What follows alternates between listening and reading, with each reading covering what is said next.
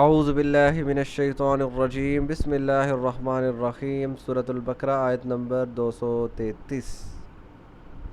پہلے اس آیت کے جو مکمل پہلے احکام چل رہے تھے وہ میں پورے کر دوں۔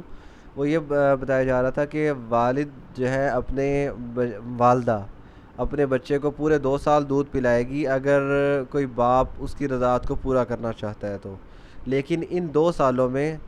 جب باپ کے حکم پہ ماں اپنے بچے کو دودھ پلا رہی ہے تو باپ کی ذمہ داری ہے کہ وہ اس عورت کے کھانے پینے کا اور اس کے لباس کا بندوبست کرے، لیکن ان ذمہ داریوں میں کسی ایک کے اوپر زیادہ بوجھ نہیں ڈالا جائے گا، یعنی والد کے اوپر زیادہ ذمہ داریوں کا بوجھ نہیں ڈالا جائے گا، جتنی اس کی استطاعت ہے، جتنا وہ کما رہا ہے اس کے مطابق وہ اپنی بیوی کو خرچہ دے گا،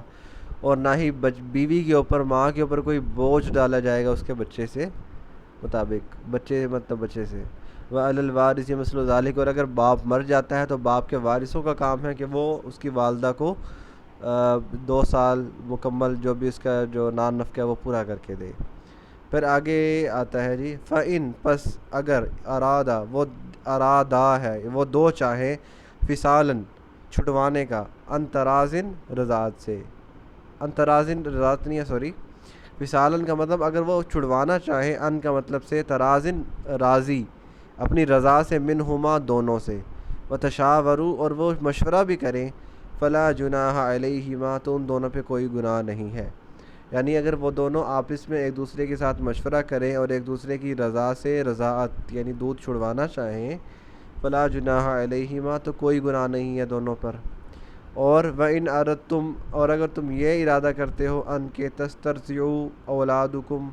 کہ تم رضاعت کو طلب کرو، تسترضعوا الف سین تے جب شروع میں آتا ہے نا تو اس کا مطلب ہوتا ہے طلب کرنا،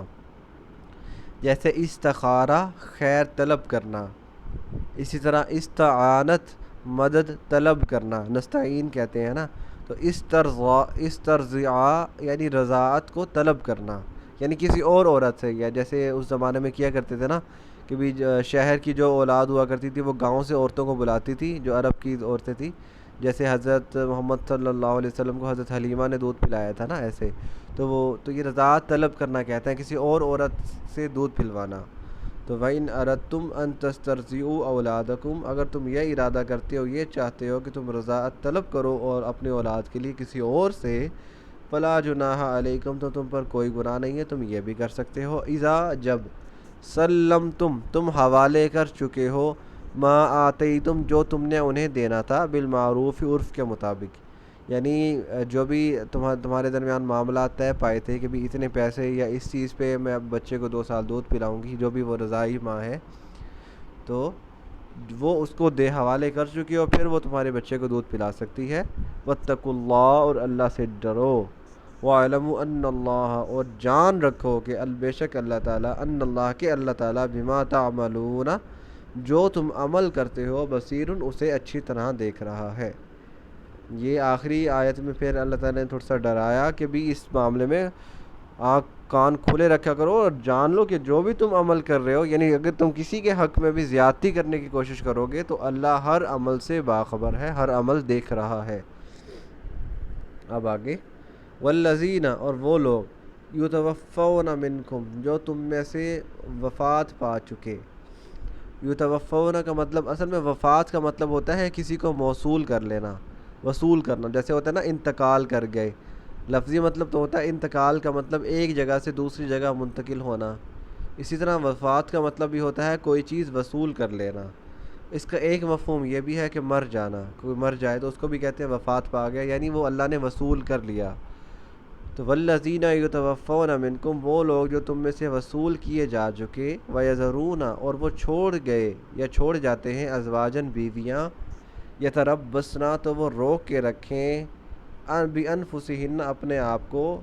اربعۃ 4 اشہر مہینے، و اشرن اور 10 دن، یعنی وہ اپنے آپ کو 4 مہینے 10 دن روکے رکھیں، یعنی اگر کسی